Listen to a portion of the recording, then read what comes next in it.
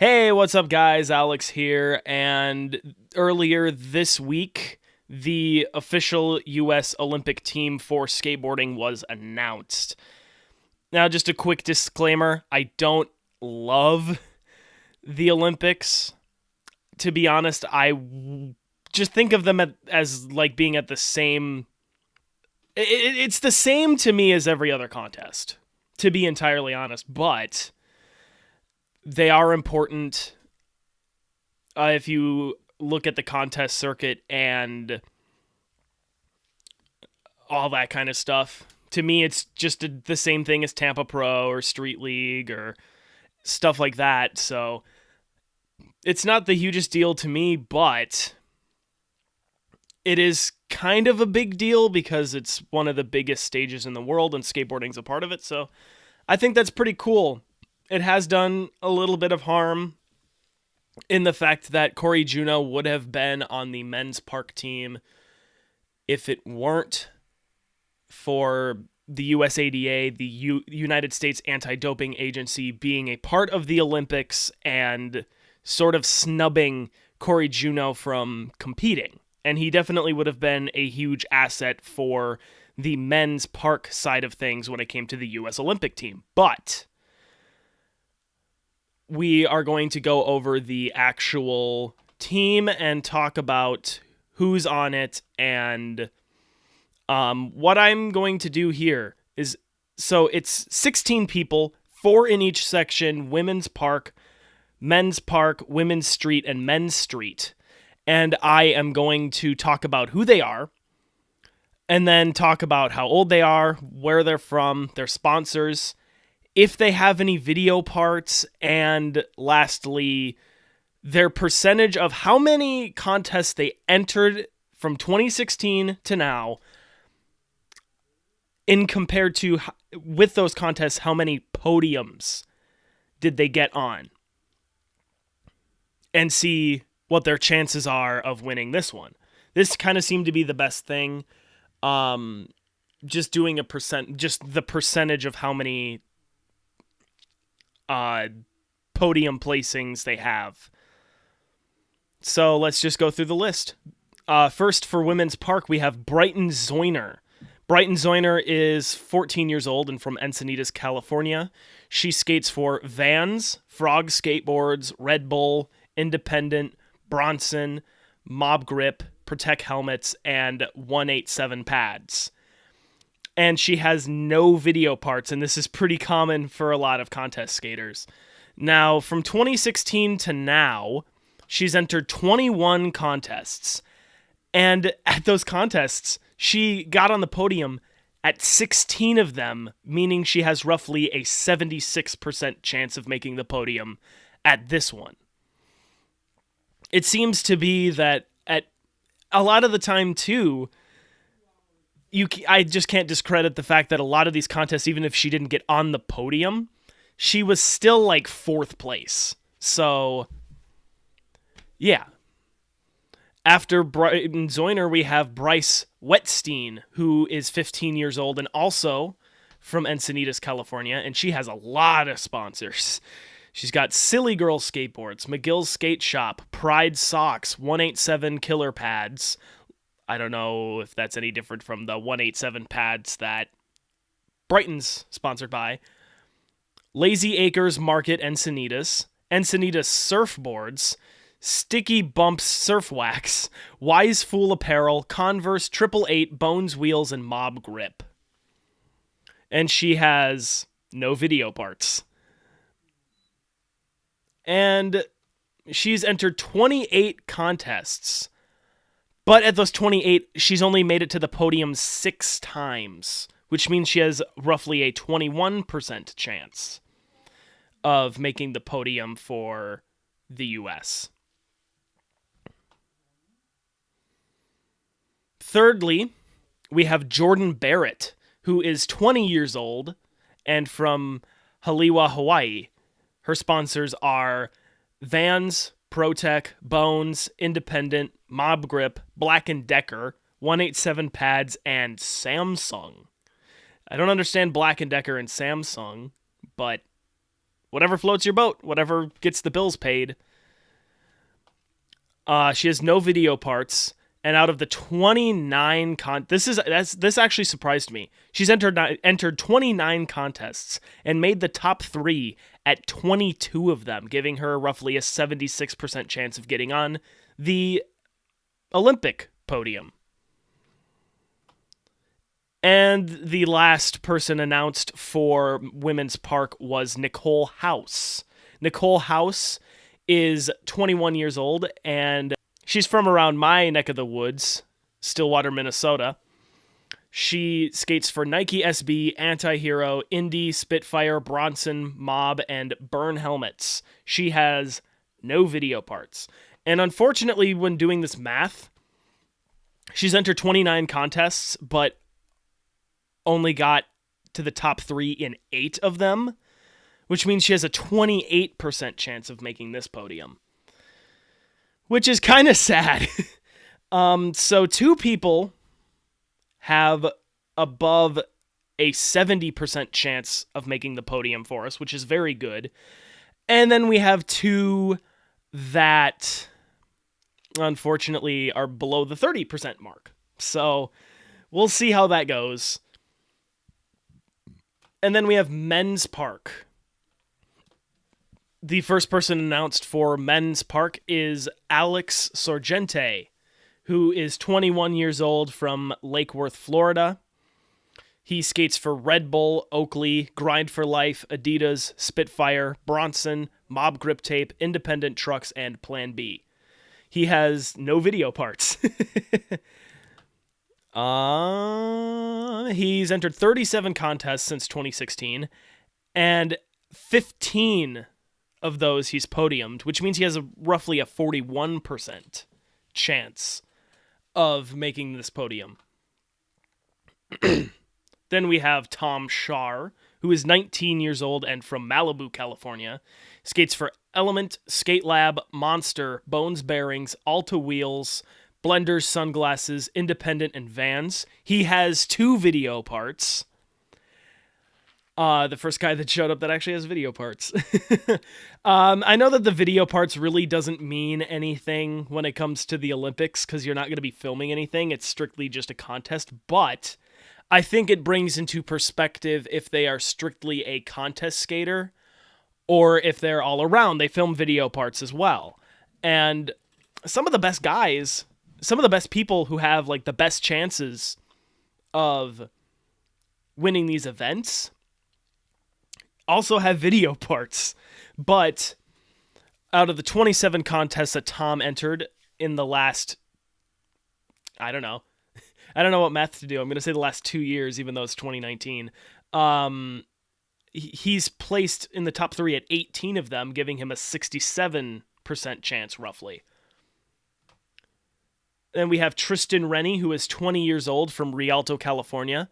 He skates for Rockstar Energy, Nike SB, Blood Wizard Skateboards, SoCal Skate Shop, Independent, Ricta, Mob Grip, Bronson, and Taco Dudes. He has himself 2 video parts. And from 2016 to now, he has entered 26 contests, only placed in the top 3 at 4 of them. And that gives him roughly a 15% chance. It's kind of rough here for the men's park. And then the person I considered to be the wild card the most out of everyone was Zion Wright. 20 years old from Jupiter, Florida. Skates for Real, Nike SB, Red Bull, Thunder, Spitfire, Skate Park of Tampa, Bones Bearings, Shake Junt, Creamy Wax, Hot Wheels, and Glassy Sun Haters. People got some weird sponsors, man. He has 3 video parts. And it was weird. I looked at his contest history. It's very strange that he's on here. Because I looked at his contest history. He's entered 10 transition contests. I did not count the street contests for Zion because he skates both of them. But this is going to be a park event that he is going to be in. So I only counted the park contests. And out of the 10 park contests he's been to, only 2 of them he's podiumed. So he has a 20% chance exactly of doing this. And this isn't like the end all be all, this science will work 100%. It's just the odds of just what normally happens with them at a contest. So it's a little shakier for men's park than it is women's park, but everybody definitely has some chance. Tristan and Zion are kind of a bit low, but Tom Shar and Alex Sorgente definitely have a pretty good chance of getting on the top 3 for us. Then we have Women's Street. First coming there is the East Coast legend, Alexis Sablone, 32 years old, from Old Saybrook, Connecticut. I think that, if I'm not mistaken, here, just let me look for this real quick, because if I'm not mistaken, I think the border had a different location that Alexis Sablone is from.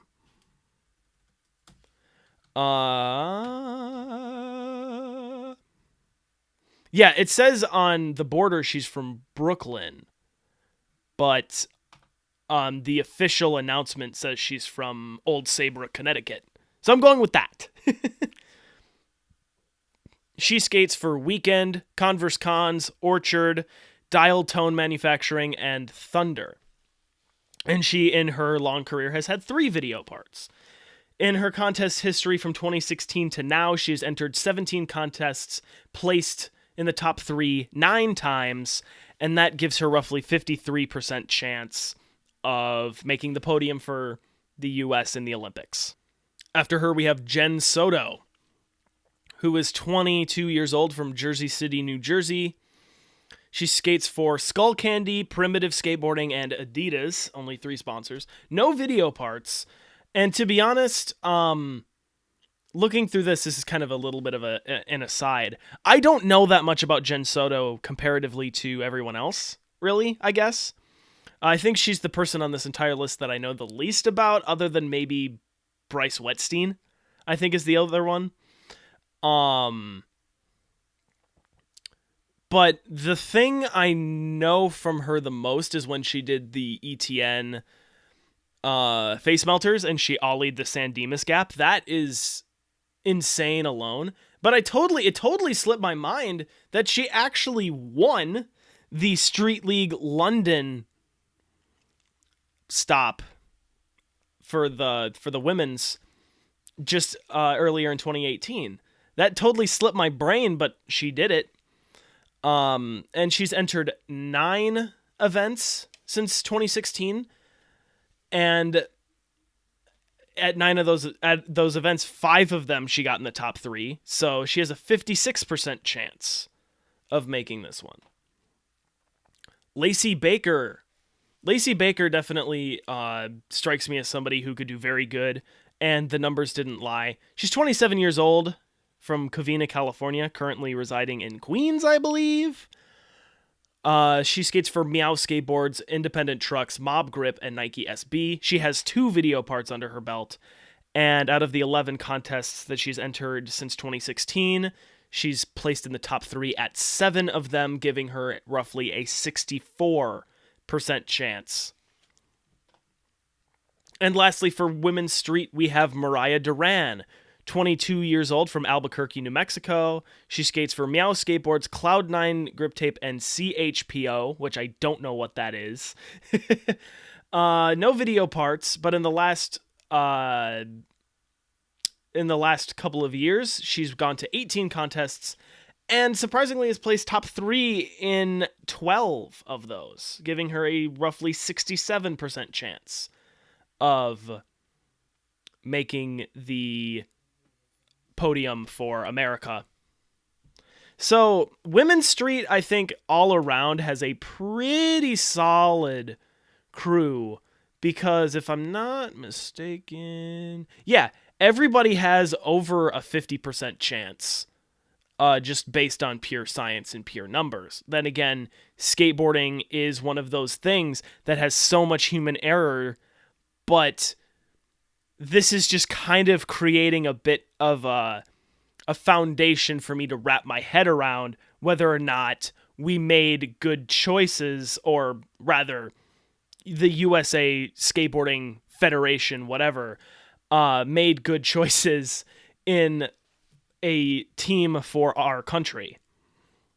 And that's something that's really bizarre. This is another little aside. That's something that's so bizarre, because when it comes to skateboarding, I don't really care where people are from. If they're good skaters, they're good skaters. And that's something that's just kind of been around skateboarding as a whole. You know, ever since I started getting into it, and even before that, it's always been, we don't care where you're from. We don't care what your gender is. And more recently, it's becoming more, we don't care what your sexuality is. If you're a good skater, you're a good skater, period. You know? And kind of dividing this by country, when you look at the realm of skateboarding, just doesn't make sense. But this is the Olympics. It's a different format. It's a different world we're in. And yeah, let's talk about men's street, which is arguably what people are kind of going to be watching. Not that those other events aren't as interesting, but I feel like men's street is kind of what most people pay attention to. Just kind of in the world in general. It kind of seems that way. So let's talk about this. Chris Joslin is on the list. He's 22 years old from Cerritos, California. Skates for Plan B, Etnies, Active, Grizzly Grip, Bones Wheels, Independent, Arnett, Bone Swiss, Ethica, and Rockstar. And my only thought right now is I didn't know that Arnett was still a company. But he's had 5 video parts.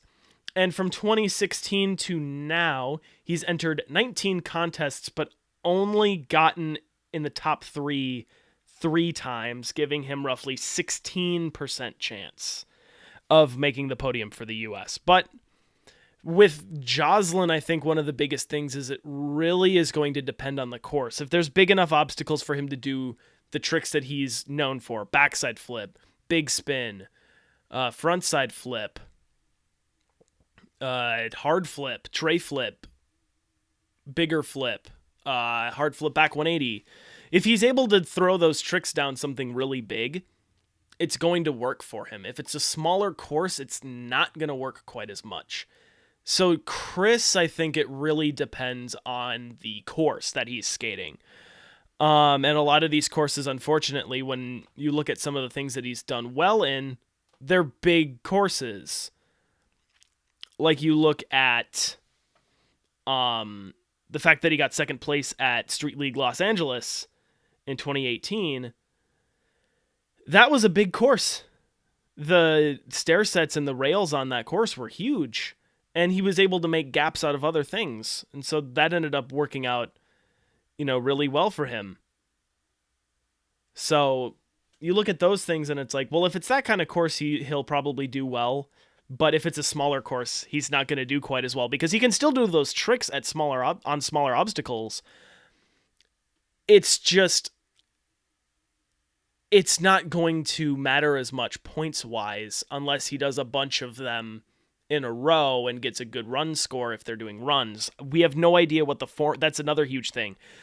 We have no idea what the format is for any of this. We don't know if there's going to be best trick. We don't know if it's going to be run-based. We don't know anything about how they're going to do this. So we'll see what happens.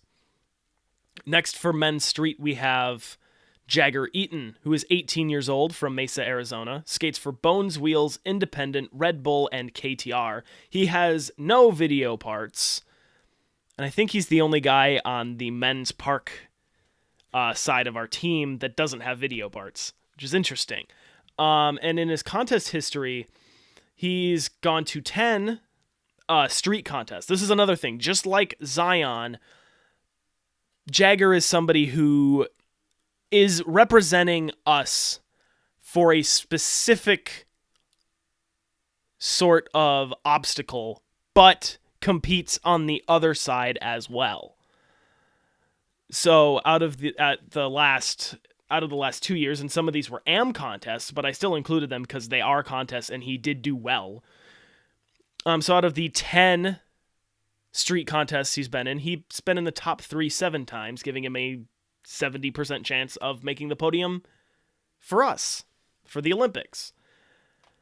Here comes the strange one, and I understand why it's strange as soon as I crunch the numbers. Louis Lopez, 24 years old from Hawthorne, California. He skates for Flip Skateboards, debatedly. I don't think he's on the team anymore. Converse, Volcom, Rockstar, Spitfire Wheels, Independent Trucks, Hard Luck Bearings, Hardy's Hardware, Mob Grip, and Loud Headphones. He has had 4 video parts, which kind of surprised me because he's had such a long career, but I think it's only 4. And his contest history, he's entered 15 contests and only placed in the top 3 twice, giving him roughly 13% chance. So he's kind of the guy with the least chance out of everyone. Even Jocelyn has a slight advantage on him, which made it really, it felt strange. It felt like there kind of has to be someone other than him to make it. And yeah, there's stuff like, oh, he made it to the Street League Super Crown of 2017 and got 4th place, but he only got there because he won Tampa Pro. And when it came to competing in Street League for that whole season, if he didn't have that golden ticket from Tampa Pro, he wouldn't have made it to the Super Crown anyway because his season was not that great, unfortunately. But yeah, that's really, yeah, it's that, and there was another one.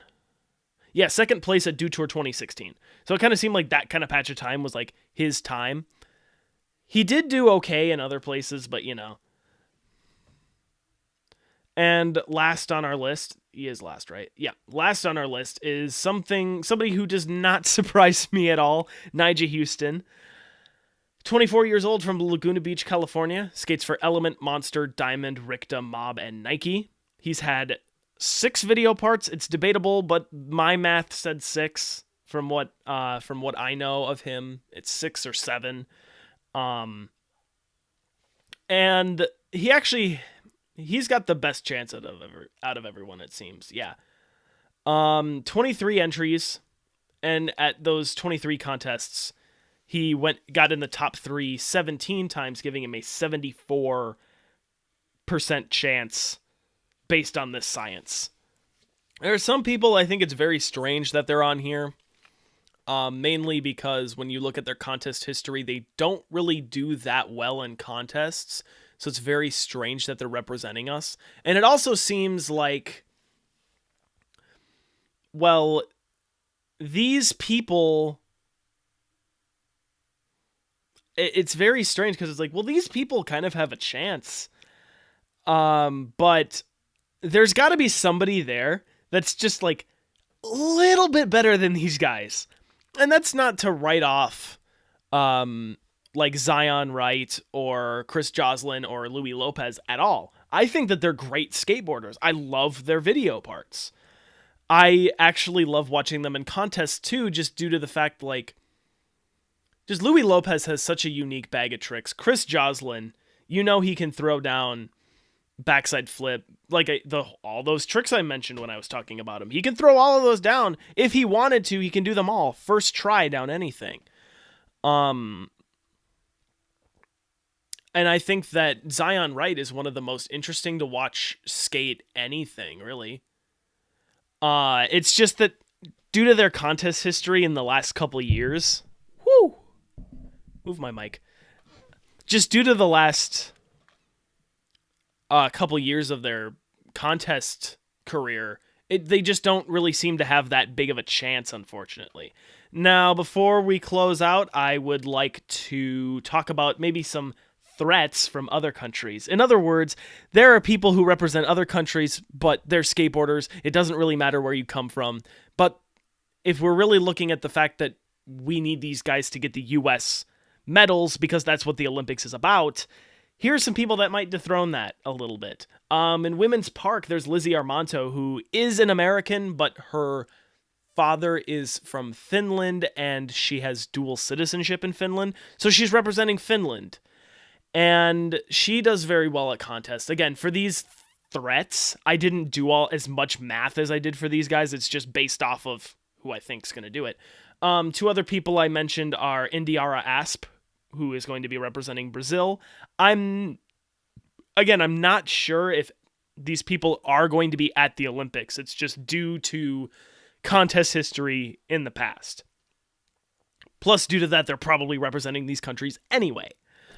And Poppy Star Olsen from Australia. Those are 3 people for women's park. I had 2 for men's park, which was Pedro Barros representing Brazil and Ivan Federico representing Italy. These 2 are they have a lot of points when it comes to their ranking overall when you look at the border, which I hate the border because they're the reason we're doing this in the first place. But yeah, women's street, I have Leticia Buffoni, which isn't a surprise, Pamela Rosa, who's also from Brazil, and Aori Nishimura from Japan, because I believe she won X Games street. So yeah, and then men's street, I think these ones are pretty obvious. Luan Oliveira, Kelvin Hoffler, Shane O'Neill, and Yuto Horigome. Obviously, there are a lot more, but those were the 4 that really came to mind where it's like, okay, these guys kill so many contests, or at least get in the top 3 at so many contests in the last couple of years. They have to be some sort of an upset for America taking home the medals. So, yeah. But that's just kind of my entire thought of the Olympics and who is going to be representing the U.S. I think some choices were good. I don't have all of the choices off the top of my head. I think for the only one that comes to mind is, of course, Corey Juneau, who just pretty much got snubbed from being in the Olympics in general due to a surprise drug test that we don't know if Corey Juneau is like a constant, weed smoker or if he just tried it or something, so it's just like it robbed his whole chances of being in the Olympics, and it was entirely random because it was at some random park jam in Brazil. It wasn't at like the X Games or the Do Tour or Vans Park Series. It was at some little park jam. So it was just kind of strange. But anyway, that's all I have to say for this. When we come back on Wednesday, I will be reviewing the first skate video I ever watched. So get ready for that. I am also on BitChute. It is what I am using for if a video gets taken down here, or if YouTube inevitably just decides to kill itself at some point. I'm on BitChute. So check me out there if you'd like to. I'll have that link in the description. And I'll see you next time. Have a good rest of your day, and keep skating.